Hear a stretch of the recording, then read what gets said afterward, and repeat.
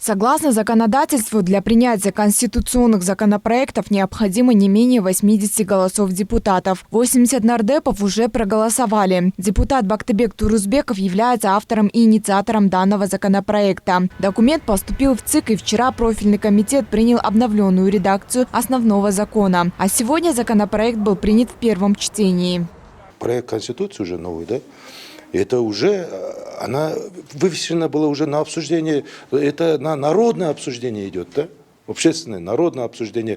Поэтому вот что было Конституционный кеңеш, да, работал, Конституционный совещание, это все является обсуждением. Народ работал над этим.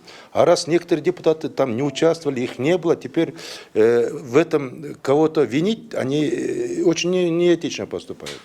Законопроект о референдуме был внесен 1 марта в Джогурку-Кенеш. В списке были Алмазбек Акматов и Кубанычбек Джумалиев. У главы Джогурку-Кенеша Рыскельди Мумбекова возник вопрос о том, как Алмазбек Акматов мог подписать документ после смерти и Кубанычбек Джумалиев из СИЗО. Мы прошли через все юридические процедуры. Кыргызстану нужна стабильность. Только после этого экономика в стране будет развиваться. Эта конституция является общественным договором. Большинство приняло эту конституцию. И этот документ пришел к консенсусу. После принятия президентской формы правления, чтобы вести правовой процесс, принятый сейчас документ должен быть авторитетным.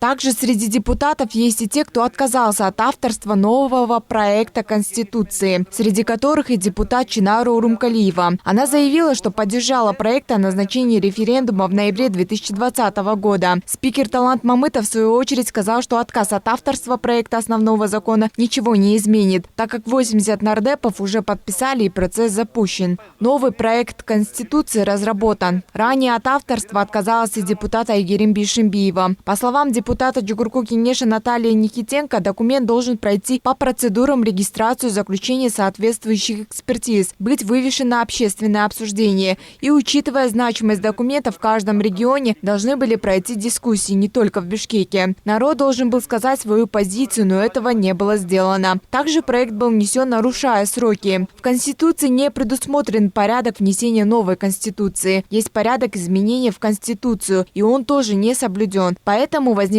очень много процедурных вопросов. Изначально, когда предлагалась вообще идея, вот в таком формате, очень спешно, по интересному принципу, сформированному конституционному совещанию, предложить ответственность, сжатые сроки разработать проект Конституции, я высказывала свою позицию в парламенте. Я считаю, это очень поспешно. Это просто невозможно реализовать легитимно и глубоко. Почему? Потому что Конституция – это общественный договор. Это сегодня повторяют целый день. Также на сегодняшнем заседании премьер-министр Улугбек Марипов принял исполняющего обязанности мэра Бишкека Бактыбека Кудайбергенова. Он отметил, что необходимо принять все меры для проведения чистых и прозрачных выборов депутатов местных кенешей. И добавил, что применение административного ресурса недопустимо, а также рассказал о недавней встрече с представителями строительной отрасли, где они озвучили свои проблемы. Необходимо взять на контроль озвученные на данной встрече вопросы. Мы должны помочь строительному сектору. Напомню, что в выборах в городские кенеши примет участие 59 партий. Регистрация списка кандидатов в депутаты городских кенешей заканчивается за 30 календарных дней до дня выборов 12 марта. Местные выборы пройдут 11 апреля в 28 городах и 420 аймаках. Проголосовать могут только те граждане, кто сдал биометрику. Около 800 тысяч граждан до сих пор не идентифицированы. Айжан Аманова, Алтынбек Сакиев, Нью ТВ.